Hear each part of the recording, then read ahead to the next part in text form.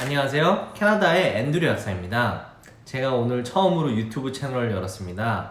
앞으로 제가 캐나다 이야기에 대해서 여러분들과 한번 공유하면서 지금 채널을 계속 발전시켜 나가볼 생각입니다. 저는 캐나다에 이민 온 지는 4년 정도 됐고요. 저랑 와이프 2명이서 캐나다의 브리티시 콜롬비아주에 거주를 하고 있습니다. 제가 사는 지역은 버넌이라는 지역이고요. 여기 뒤에 보시는 것과 같이 조그만 타운 같은 조그만 마을입니다. 저는 지금 현재 하나의 기업 내에서 약국 매니저로 일을 하고 있습니다. 캐나다는 한국과 다르게 한국에서는 약국을 한 개인이 운영을 하잖아요. 근데 캐나다는 약국을 한 기업이 몇백 개, 몇천 개 이렇게 운영을 하고 있습니다. 제가 다니는 회사 같은 경우도 약국을 한 2,000개 이상 소유를 하고 있어요. 약국 직원만은 아니지만은 직원들만 해도 10만 명이 넘는 걸로 알고 있습니다. 제가 일하는 지역은 웨스트 캘로나라는 지역이고요. 한국으로 비유를 하자면은 한국에서 예를 들어서 서울을 캐나다 BC주의 밴쿠버라고 비유를 한다면은 제가 사는 지역은 한 세종시 정도 될 수 있을까요? 제가 근무하는 지역은요. 제가 근무하는 지역은 한 중간 도시 정도 되는 그러한 곳입니다. 오늘은 제가 그러면은 캐나다 대기업 내 연봉에 대해서 한번 여러분들께 공개를 한번 해볼게요. 실제 사례를 통해서 제가 2군데 정도를 비교를 할 건데요. 일단 제가 지금 현재 일하는 곳, 그리고 제가 옛날에 일했던 곳, 이 2군데 약국 매니저 연봉에 대해서 한번 여러분들께 공개를 해보겠습니다. 현재 일하는 곳은요, 이게 근데 많이 여러분들께서 알아두셔야 되는 게, 이게 지역에 따라서 연봉은 많이 달라져요. 이게 만약 도시로 가까워질수록 연봉은 좀 낮게 측정이 됩니다. 참고로 밴쿠버 같은 경우는 제가 일하는 지역보다 최소 1, 2만 불은 적을 거라고 저는 생각을 합니다.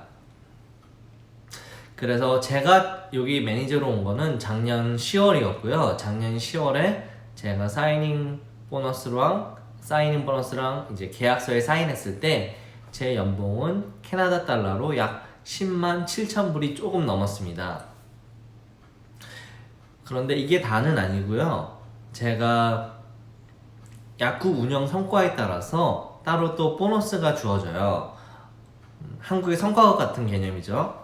그러니까 보너스 같은 경우는 1년에 10,000불에서 20,000불 정도가 돼요. 그래서 저 같은 경우는 이제 11만 7천 불에서 12만 7천 불 정도가 되고요. 평균 잡아서 한 12만 불 정도로 보시면 될 것 같습니다.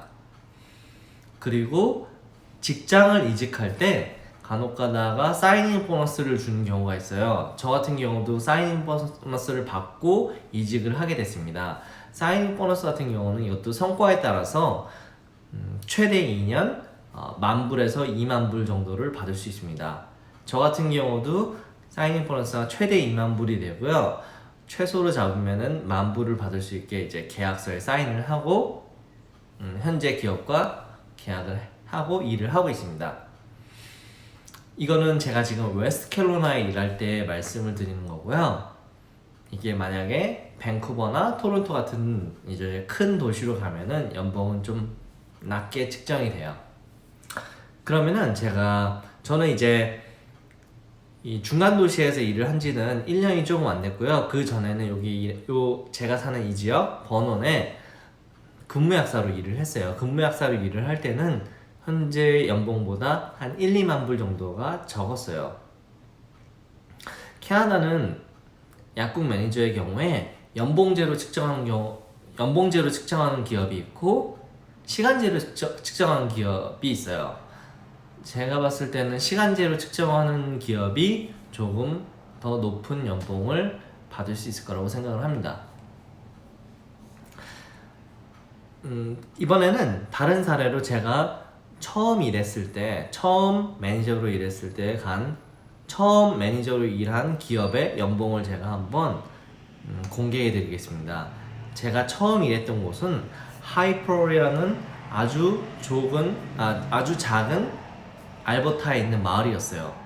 이 지금 제가 살고 있는 버넌보다도 훨씬 작고 캐로나랑은 비교도 할 수 없게 작은 마을이었죠. 거기서 일할 때는 시급제였는데 시간당 57불을 받고 일을 했습니다. 1년이 지나서는 0.5불을 올려줘서 1년이 지나서는 약 57.5불을 매 2주마다 월급을 받았어요. 옛날에 일했던 곳의 장점은 이제 월급이 높았던 것과 이제 이사 비용. 제가 캐나다에 도착해서 그쪽으로 이사를 갈 때 비용이 굉장히 많이 들었어요. 약 10,000불 정도가 들었는데 그걸 전부 다 계약서에 사인을 할 때 지원을 해줬습니다. 그리고 제가 이민을 하기 위해서 변호사 비용이 드는데 그것도 약 10,000불 정도 가까이 들어요.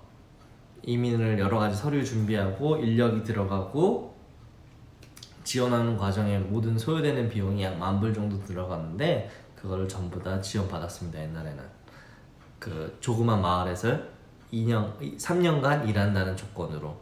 물론 저는 3년을 다 채우지는 않았어요. 1년 조금 있다가 다른 주로 이제 이사를 하게 됐죠.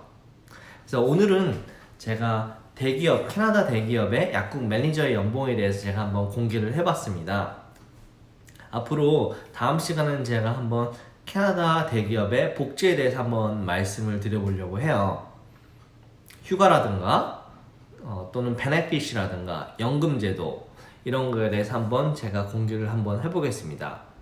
궁금한 거 있으시면 언제든지 댓글 달아주시고요. 지금까지 봐주셔서 시청해주셔서 감사합니다.